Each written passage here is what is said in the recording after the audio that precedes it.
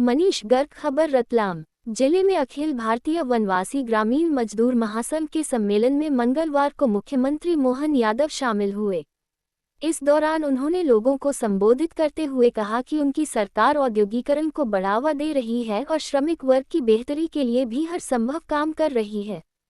मशीनों की जगह मजदूरों को काम मिले, इस दिशा में भी सरकार द्वारा कार्य किया जा रहा है। उद्योग को दी जाएगी 70% सब्सिडी। सीएम मोहन यादव मंगलवार को रतलाम पहुंचे। उन्होंने यहां विधायक सभागृह में अखिल भारतीय वनवासी ग्रामीण मजदूर महासंघ के कार्यक्रम में शिरकत की।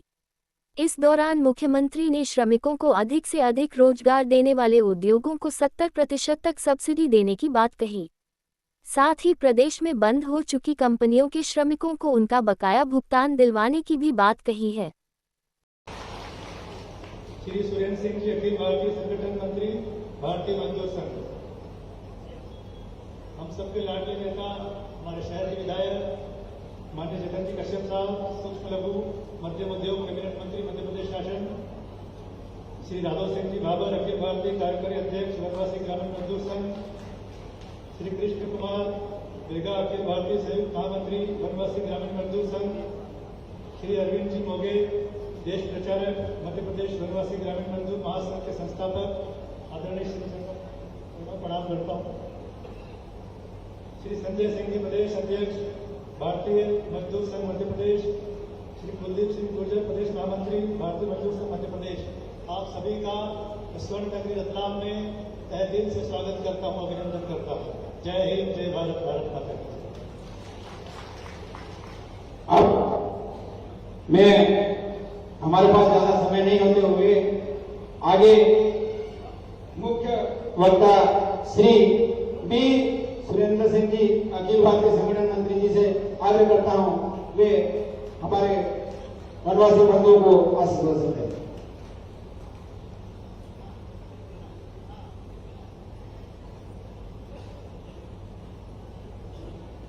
मंच पर उपस्थित है श्री अवधपति महाराज जी, उसका चरण स्पर्श करते हुए मैं मेरा विषय शुरुआत करता हूं। आज का इस कार्यक्रम का अध्यक्षता श्रीमान दादू सिंह जी, हमारे मित्र और इस प्रदेश का मुख्यमंत्री डॉक्टर मोहन यादव जी, चैतन्य कश्यप जी, यहाँ के महापौर और ज्येष्ठ कार्यकर्ता श्रीमान अरविंद जी और अन्य भाइयों, इस सभागृह में आसीन हुआ सभी भाइयों बहनों, इस महासंघ का मुख्यमंत्री आने के पहले इस पूरा महा अधिवेशन को देशभक्ति और दैव भक्ति से सबको सम्मोहन कर दिया था हमारा महाराज जी। इनके लिए हम सब लोग आभारी हैं। भारतीय मजदूर संघ का आज देश का सबसे बड़ा मजदूर संगठन है और 6,300 यूनियन से 1.5 करोड़ से 1 करोड़ 70 लाख सदस्य रहने वाला हम लोग देश का एक दुनिया का भी डेमोक्रेटिक कंट्रीज में सबसे बड़ा संगठन है और इस संगठन में असंगठित क्षेत्र में लगभग 42 महासंघों में काम करता है।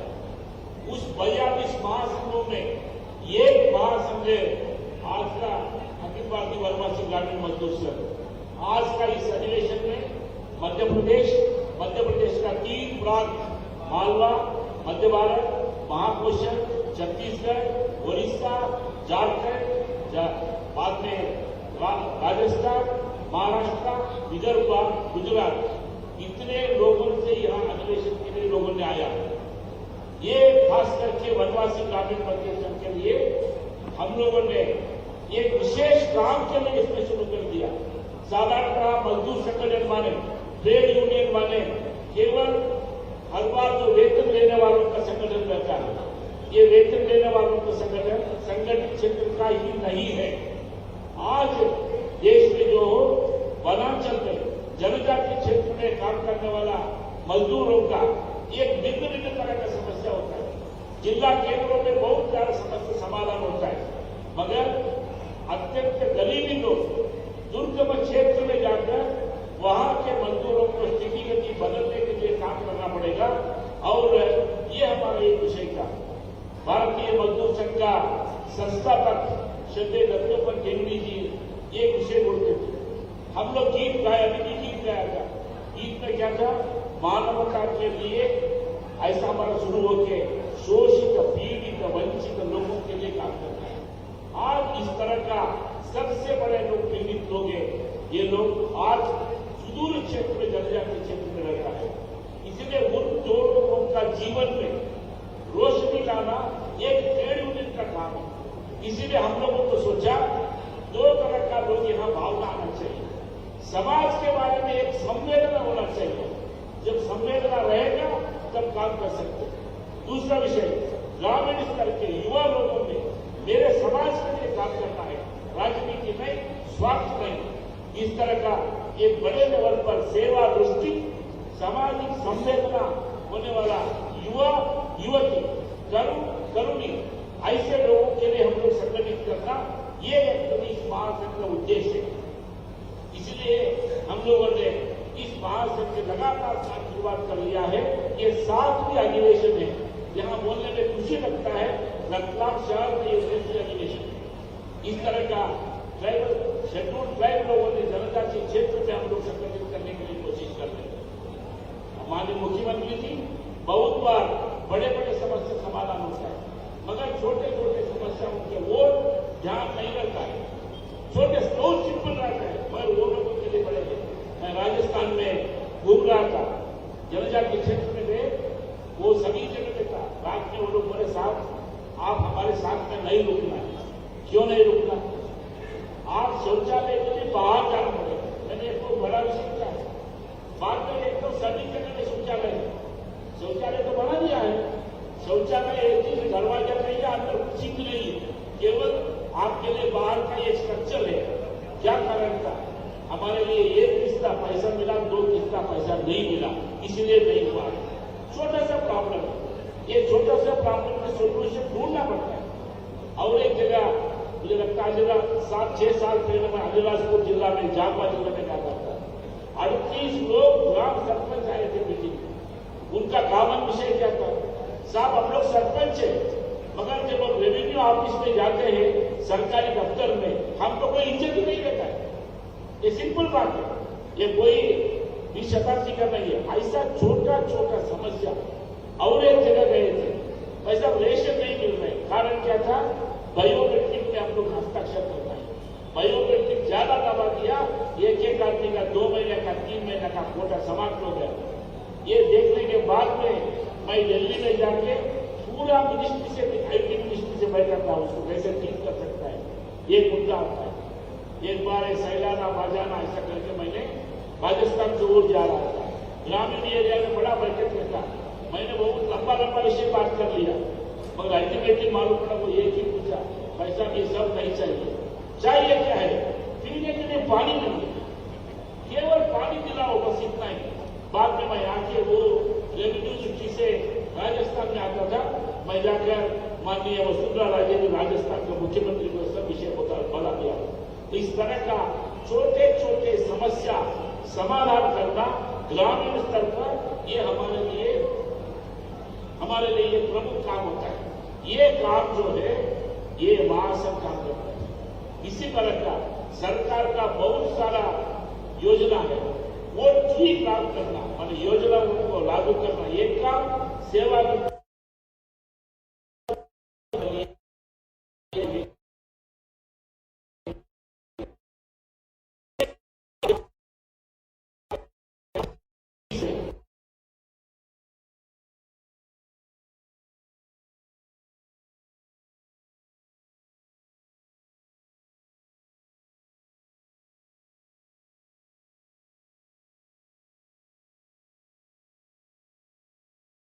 के बाद में जो जमीन है, बड़े बड़े बाहुबली लोगों ने कब्जा में है, वो लोग कहां जाएंगे?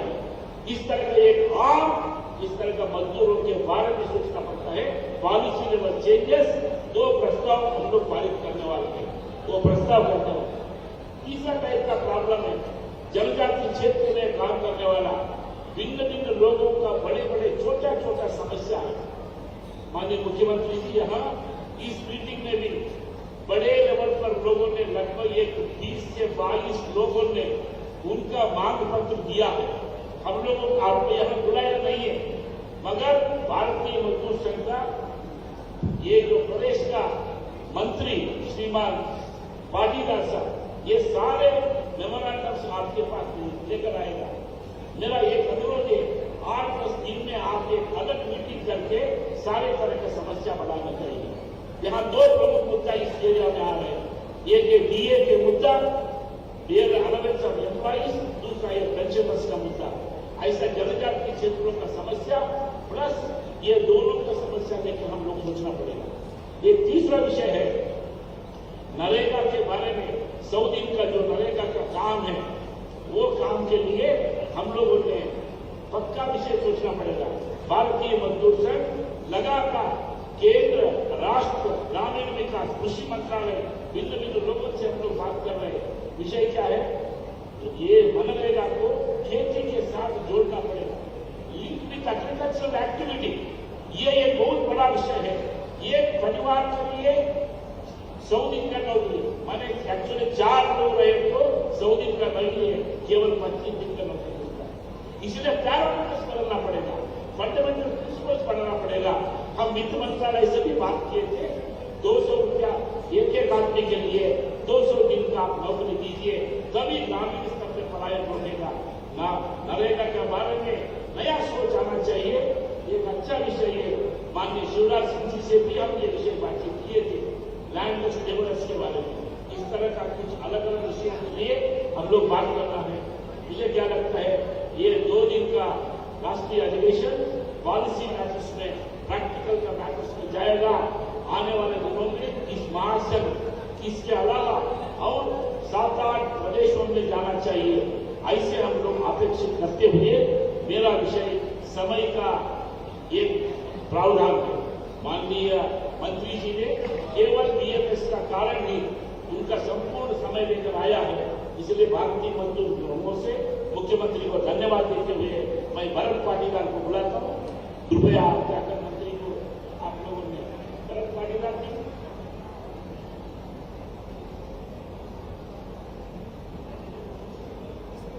कुल कितना संगठन का होता है?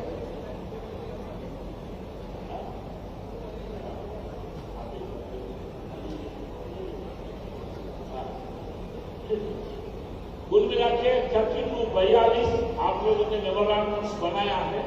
वो सबको लिस्ट आउट करके हम लोग माननीय मंत्री जी को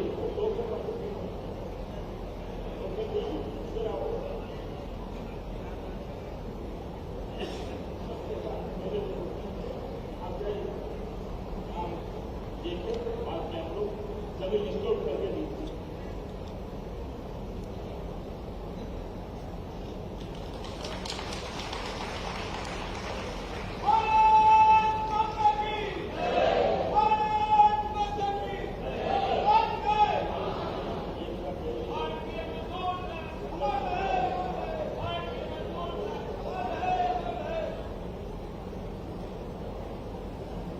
तो मुझे लगता है इस बार का ये अधिवेशन का ये एक मेजर हमारे लिए एक उपलब्धियां है। इसको बोलते हुए धन्यवाद देते हुए मेरा भाषण समाप्त करता हूं। भारत माता की जय। बंधु, भारत माता की, भारत माता की। बंधु, लंबे समय से हम जिनका इंतजार कर रहे हैं भाषण सुनने के लिए, उनके लिए एक बार जोरदार तालियों से स्वागत, अभिनंदन। सम्मानी मैं मुख्यमंत्री महोदय डॉक्टर मोहन यादव जी से अनुरोध करता हूं कि वे स्वागत भाषण करें।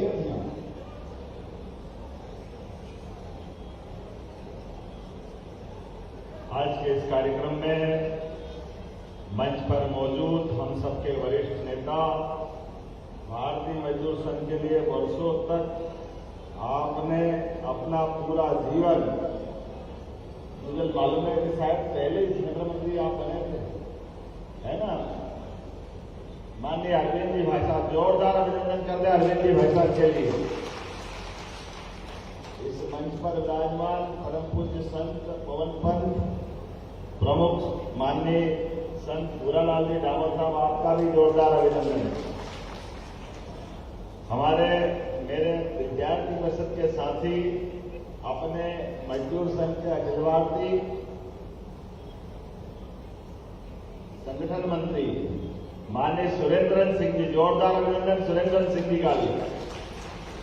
पूरा जीवन आप वरिष्ठ प्रचारक हैं और लगातार देश भर में सभी प्रकार के मजदूर के संगठनों की दृष्टि से उनकी गति आए, उनको ताकत मिले, उनकी बात सरकारों तक पहुंचे, उनके हक की लड़ाई लड़े, इसमें आप काम कर रहे हैं। हम सबके सुपरिचित यहाँ रतलाम के विधायक और मेरे मंत्रिमंडल के वरिष्ठ मंत्री श्रीमान चेतन कश्यप जी, जोरदार अभिनंदन चेतन कश्यप जी सेठ साहब का। उनके बोलने का समय भी मैंने लिया, मैं धन्यवाद देना चाहूंगा आपकी साइड से भी। मैं ही बोल रहा हूं, जोरदार अभिनंदन कर दें एक बार सेठ साहब। यहाँ के महापौर जिनने स्वागत भाषण में अपनी बात कही, श्रीमान प्रहलाद जी पटेल, जोरदार अभिनंदन प्रहलाद जी का भी। माननीय राघव सिंह भामर जी, अखिल भारतीय कार्यकारी अध्यक्ष वनवासी ग्रामीण मजदूर संघ, आपका भी स्वागत अभिनंदन है। कृष्ण कुमार बेगा जी, अखिल भारतीय संयुक्त महामंत्री वनवासी ग्रामीण मजदूर महासंघ, आपका भी अभिनंदन है। ताली बजाओ तो ऐसी बजना चाहिए कि लगे कि हाँ हमारे अपने भाइयों ने ताली बजाई। इस अवसर पर माननीय संजय सिंह जी, प्रदेश अध्यक्ष भारतीय मजदूर संघ, आपका भी स्वागत अभिनंदन है। श्रीमान कुलदीप सिंह गुजर साहब, प्रदेश महामंत्री, आपका भी स्वागत अभिनंदन। मंच के सामने बैठे हमारे मजदूर संघ के सभी अलग अलग दायित्ववान कार्यकर्ता, आप सबको प्रणाम करता हूं, आपका अभिनंदन करता हूं। भाइयों बहनों, इस अवसर पर आमंत्रित अतिथिगण, पत्रकार साथियों, प्यारे मित्रों, ये बात सही है कि मैं आज रतलाम के इस कार्यक्रम में आने के लिए जब भोपाल से चला हूं तो केवल एक ही कार्यक्रम हाथ में लिया है और वो आपको प्रणाम करने का कार्यक्रम है, आपके साथ बात करने का कार्यक्रम। आज के इस अवसर पर जब मुझे ज्ञापन दिए गए तो मैं सुरेंद्र जी आपसे कहता हूं 32 ज्ञापन है, 32। मुझे लगता है कि वो जब एक बार बैठेंगे तो 2-4 और बढ़ जाएंगे, तो कोई बात नहीं। जितने भी ज्ञापन है मैं भोपाल में बिठा करके प्रत्येक ज्ञापन पे आपके हित की लड़ाई लड़ूंगा, आपके जितना हक में हो सकता है वो जरूर करने का प्रयास।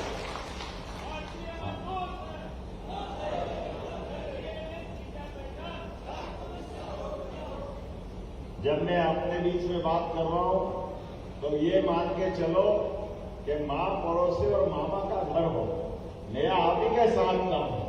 आप जो कहोगे वो सब करने के लिए तैयार रहेंगे, कोई कभी कसर नहीं देने वाले। अपनी सरकार है, आप और हम अलग नहीं है। हमारे वनवासी भाई बहनों के लिए उनके हक की बात हो, इसी प्रकार से उद्योग धंधों में काम करने वाले कर्मचारियों की बात हो, सरकार सभी वर्ग के लिए समान रूप से सबकी बेहतरी के लिए काम कर रही है। तो पहले दिन जब से यशस्वी प्रधानमंत्री की मौजूदगी में शपथ हुई है, लगातार हम उस दिशा में काम कर रहे हैं, कोई कसर बाकी नहीं रख रहा। हर दिन हमारा आप ही के लिए समर्पित है। लगातार जिस प्रकार से काम चल रहे हैं, मैं आपके लिए बताना चाहूंगा कि आज जब सरकार के आधार पर काम करने की बात है, हमारी 30-30 साल पुरानी मजदूर संघों के माध्यम से बड़ी बड़ी फैक्ट्रियां, सज्जन मिल यहां भी है, इंदौर की हुकुमचंद मिल 30 साल से ज्यादा समय से 7,000 से ज्यादा मान के कर्मचारियों का उनका बकाया लटका पड़ा था। लोग परेशान थे, 2,000 लोग तो उम्मीद में मर गए, उनके परिवार वाले उम्मीद में दे रहे थे कब हमारा ग्रेच्युटी मिलेगी, कब पेंशन मिलेगी, कब निपटारा होगा। मुझे इस बात की प्रसन्नता है कि 7 दिन से भी कम समय में हमने सारे भाई बहनों का 4,800 मजदूर परिवारों का 224 करोड़ देकर के सारा चुकारा करा प्रधानमंत्री जी के मौजूदगी में। यह हमारी प्रतिबद्धता है। और केवल हुकुमचंद मिल नहीं, हमने कहा सज्जन मिल, बहुत जल्दी सज्जन मिल का भी सारा बकाया हम चुकाने वाले हैं, कोई बचने वाला नहीं। एक भी जेसी मिल ग्वालियर, उज्जैन की श्री सिंथेटिक पाइप फैक्ट्री, जिसका भी पैसा बकाया हम लगातार, माननीय सुरेंद्र जी आपको बताना चाहूंगा, हमारी सरकार बनने के बाद सभी वर्गों की बेहतरी के लिए औद्योगिकरण को भी बढ़ावा दे रहे हैं। जब हम औद्योगिकरण की तरफ बात करते हैं तो बड़े पैमाने में कई लोगों को रोजगार मिलने की संभावना रहती है और उनको रोजगार दिला करके प्रदेश की भी आर्थिक दृष्टि से बेहतर स्थिति लाने के लिए लगातार हमने हर महीने औद्योगिक दृष्टि से संभाग में औद्योगिक निवेश की लगातार योजना प्रारंभ की। 8 संभाग में लगातार हमने एक के बाद एक कार्यक्रम किया और मोटे तौर पर पहले केवल एक ही स्थान में होता था, लेकिन हमने कहा इसको नीचे तक ले जाने की जरूरत है। और मुझे इस बात की प्रसन्नता है कि जब नवा GIS किया भोपाल में, भोपाल तो 1956 से मध्य प्रदेश की राजधानी थी, लेकिन भोपाल में कभी भी औद्योगिक निवेश का बड़ा कार्यक्रम नहीं हुआ।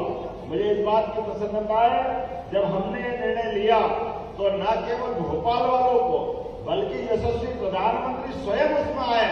श्रीमान नरेंद्र मोदी जी का जोरदार अभिनंदन करें, हमारे अपने देश के प्रधानमंत्री, माननीय प्रधानमंत्री आए, गृह मंत्री आए, सभी बड़े बड़े अलग अलग प्रकार के औद्योगिक घराने के लोग आए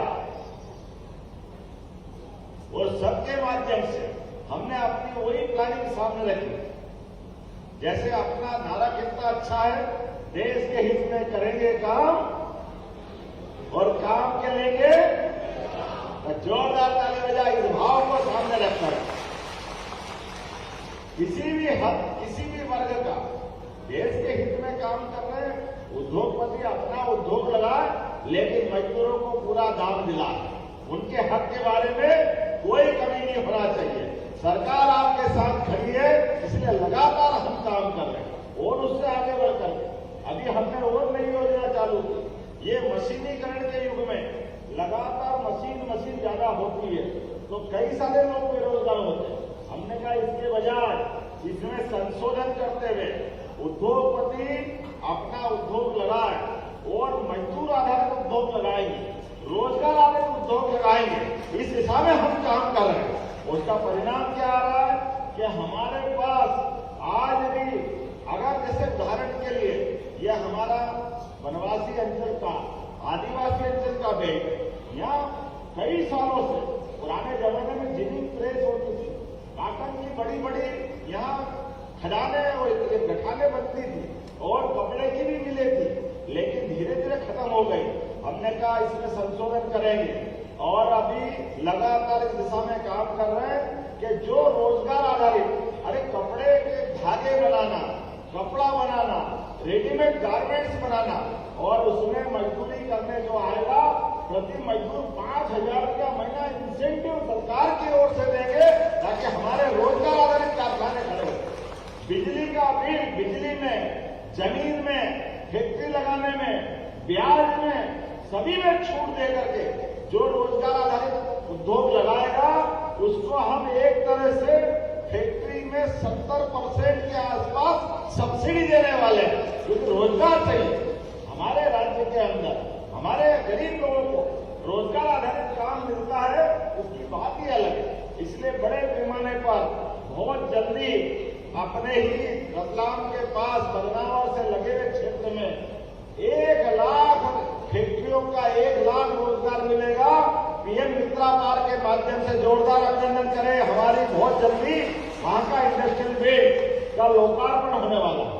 मेरी अपनी सरकार बनने के बाद उज्जैन में हमारी बहनों के लिए भोपाल, उज्जैन, खरगोन, खंडवा, बुरहानपुर तक जहां जहां भी हमारी कृषि और खासकर खेतीहर मजदूरों का क्षेत्र है, इसमें कृषि आधारित उद्योग धंधों के लिए लगातार अभियान चला रहा है। मैं मान के चलता हूं आज के इस अवसर पर जब मैं दूसरी बात कर रहा हूं तो रतलाम हमारे लिए वैसे तो एक अलग प्रकार का स्थान है। रतलाम से लगा पूरा बेल्ट, रतलाम की तरफ देखो तो जहां से इसकी लोकसभा अलीराजपुर तक जाती है और अलीराजपुर में हमारे वनवासी भाई बहन बड़े पैमाने पर हीरे के काम करने के लिए सूरत जाते हैं। हमने कहा सूरत की जरूरत नहीं है, अलीराजपुर में हीरे के लिए काम का कारखाना खोल रहे हैं, वो वहीं काम धंधा करे, उसकी जिंदगी में वहीं से रोजगार आए। न केवल हीरे के लिए बल्कि अपने सभी प्रकार के, अभी आप श्री अन्न के माध्यम से मक्का, ज्वार, कोदो, कुटकी ऐसी कोई भी मोटे अन्न की योजनाओं के आधार पर 1000 रुपया क्विंटल का इसमें हमने अलग से अनुदान चालू किया कोदो कुटकी के लिए, और बड़े पैमाने पर ये इथेनॉल के प्रोजेक्ट लगा रहे हैं। तो खेती में भी अपने लिए मक्के को प्रोत्साहन देने के लिए आप देखो बाजार का भाव मक्का का पहले 1200, 1400, 800 में खरीदते थे, आज 2400, 2500 ज्यादा मक्का निकल रही है। जोरदार अभिनंदन करें अपने किसान भाइयों के लिए, अपने खुद के खेत में भी आमदनी बढ़े। इसलिए हमने प्लान बनाया कि एक खेत तक, प्रत्येक खेत तक पानी पहुंचा करके उनके जीवन में भी बदलाव लाएंगे। उनके जब बिजली आएगी, बिजली के माध्यम से आज यहाँ इसी रतलाम के पास का ये जो 8 लेन सुपर एक्सप्रेस है, यहाँ एक बहुत बड़ा औद्योगिकरण की दृष्टि से एक नया कारखाना के लिए औद्योगिक क्षेत्र विकसित कर रहे हैं। लेकिन मुझे मालूम है कि हमारी बहनें, कई लोग गांव से आते जाते, लेकिन बड़े बड़े कारखाने के आसपास उनके थोड़ी देर आराम करने के लिए उनको थोड़ा सा साफ सुथरे या जरूरत पड़ती है, तो एक तरह से फैक्ट्रियों के अंदर हॉस्टल टाइप व्यवस्था की जरूरत पड़ रही है। हमने मास्टर प्लान में बदलाव करके औद्योगिक क्षेत्र के साथ भी मजदूरों को पक्के मकान ढंग से मिले, इसकी भी मंजूरी देने का काम चालू कर दिया। मजदूर झुग्गी झोपड़ी में रहे और उद्योग में काम करें, ये बात समझ में नहीं आती। इसलिए हमारे लोग बराबरी से लेना चाहिए। उनके लिए भी माननीय सुरेंद्र जी ने कहा है, लेटरिन बाथरूम की जरूरत पड़ती है, खाना बनाने की जरूरत पड़ती है, आराम की जरूरत पड़ती है। तो छोटे छोटे मकान औद्योगिक क्षेत्र में रखकर भी एक तरह से वो हमारे लिए, सबके लिए सुविधाजनक हो गए। इतना ही नहीं, आने वाले समय में अपने खास करके गरीबों के लिए हमने अभी तक एम्बुलेंस थी, तो एम्बुलेंस में कोई बीमार हो जाए तो एम्बुलेंस आ जाती है, फोन करो तो पैसा नहीं लगता। लेकिन ये भौगोलिक दृष्टि से बड़ा हमारा प्रदेश है, ऐसे में गरीब आदमी उसके जीवन में भी कोई कारण से हॉस्पिटल छोटा है, भर्ती हुआ है, बीमारी बढ़ी है और बड़ी जगह पहुंचाना, अब बड़ा आदमी तो कहीं से भी कुछ कर लेगा, गरीब आदमी कैसे जाए? तो हमने गरीबों को भी एयर एम्बुलेंस की सुविधा दी, हेलीकॉप्टर से ले जाएंगे, हेलीकॉप्टर से एक पैसा आपका नहीं लगने वाला, केवल आयुष्मान कार्ड बना लो। जहां हवाई जहाज होगा, जैसे यहाँ हेलीपैड हवाई पट्टी है, वहां हवाई जहाज उतर जाएगा, लेकिन जहां हवाई जहाज नहीं उतर सकता वहां हेलीकॉप्टर उतारेंगे। लेकिन एक एक गरीब आदमी की जिंदगी में बेहतरी करने के लिए लगातार एयर एम्बुलेंस की सुविधा हम चालू कर रहे हैं। आज मेडिकल कॉलेजों के लिए मुझे इस बात की प्रसन्नता है कि अब नीमच, मंदसौर, रतलाम, उज्जैन, इंदौर, ये तो पूरा मेडिकल कॉलेज का क्षेत्र हो ही गया, लेकिन धार और झाबुआ में भी बहुत जल्दी मेडिकल कॉलेज बनने वाले हैं आपके जीवन की बेहतरी के लिए। मेडिकल कॉलेज में हमारे बच्चे भी पढ़ेंगे और हॉस्पिटल भी अच्छे होंगे।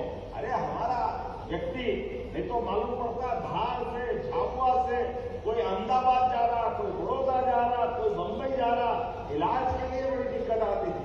हमने कहा 2 साल से भी कम समय में सारे स्थानों पर, खास करके वनवासी, अपने आदिवासी भाई बहन के क्षेत्र में बड़े बड़े मेडिकल कॉलेज खोलते हुए ये नई व्यवस्था खड़ी कर रहे हैं। यशस्वी प्रधानमंत्री की बात करते हैं तो आज बदलते दौर में यशस्वी प्रधानमंत्री ने पारंपरिक कौशल और श्रम शक्ति से भारत का समृद्धि का आधार बनाने के लिए अब मिट्टी की कला, काष्ठ कला, धातु कर्म, शिल्प, इंजीनियरिंग ऐसे सारे क्षेत्रों में, और इसको सरल भाषा में कहो तो बढ़ई, लोहार, सुनार, कुमार, मूर्तिकार, मोची, बढ़ई, राजमिस्त्री, ऐसे सारे लोगों के लिए भी सरकार काम कर रही है।